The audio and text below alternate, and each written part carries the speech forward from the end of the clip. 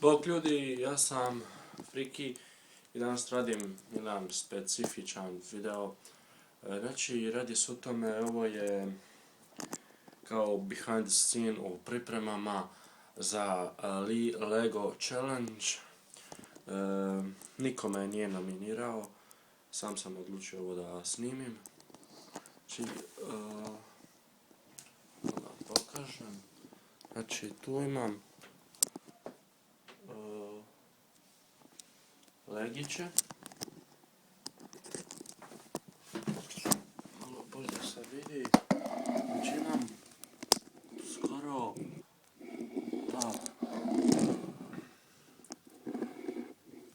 2 metra 3 legića. Znači to je ogromna crta koju bi po mogućnosti ja trebao prešetati.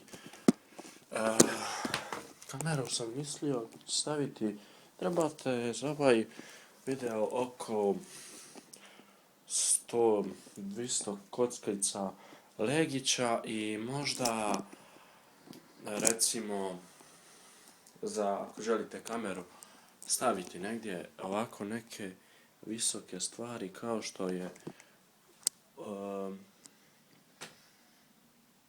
dvije kule koje bi vam mogle pridržati kameru. Znači, ovo još nikad prije nisam radio, niti jedan challenge na svom kanalu i ja znači trebam prvo biti